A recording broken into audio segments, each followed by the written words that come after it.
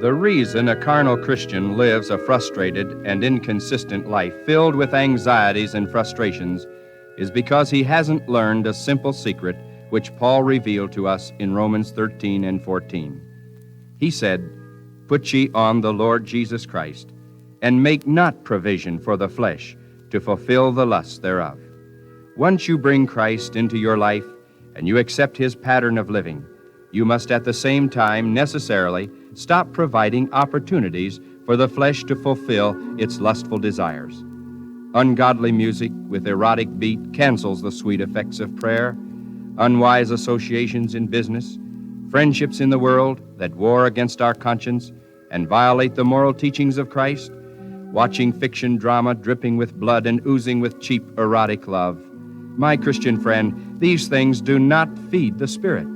Consuming slick worldly magazines that exploit the vices of sin, denounce old-time religion, and promote evolution, permissiveness, and the ungodly schemes of sensual dreamers does not feed the Spirit. Our frustration is that life in the Spirit cannot thrive on a sense-pleasure diet if we're going to live in the Spirit as Christ wants us to live. We'll have to take the advice of Paul from the New English Bible in Romans 13:14. Give no more thought to satisfying the bodily appetites. And then in Romans 8 and 5, in the New English Bible also, he says, those who live on the level of the lower nature have their outlook formed by it. But those who live on the level of the Spirit have a spiritual outlook. Spiritual things, you see, build spiritual life. Fleshly things build fleshly life. If you want the inner man to be strong, then you must feed him. You must find and join the Christian environment. Surround yourself with spiritual things. Walk in spiritual paths. Have spiritual friends. Attend a spiritual church. Meditate on spiritual things or good things, pure things, lovely things, things that are just and good. Now let's notice again on the chart the two soul centers.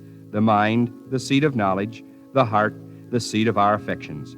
And see that God has provided two pure manas for these soul centers of the inward man. Here is how we will feed the inner man his needed strength for dominion. The first is the Bible, the book of facts about God. The second soul food is the privilege of personal communion with God. As we pour these two divine foods into the soul centers, our minds and hearts become saturated. As we read the Word, we absorb the supernatural acts of God. We learn of His dealings with man. We become filled with God knowledge. We pray and our hearts are inspired. Love increases. Sensitivity to right and wrong is cultivated. Good judgment and discernment are instilled. Faith rises. A song begins to swell. We read some more. We go to the closet again. Sweetness fills the spirit. A softness comes into our voice. Gentleness fills our every motion. Kindness inspires each word and motivates each act. Something has happened to us. What's happened? Our soul centers are saturated. The creative word, the same word that renewed and recreated a world with paradise in it, is flooding our minds and recreating within us a new spirit. This is the exclusive mystical power of God's Word. We cannot explain it. We can only experience it.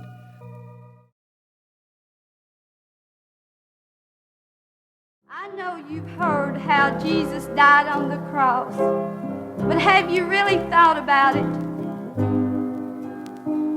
Have you really thought about what hell is going to be? You see, I'm praying that you will take each one of these songs directly to your heart. Ask yourself, do you want to go to heaven or to hell?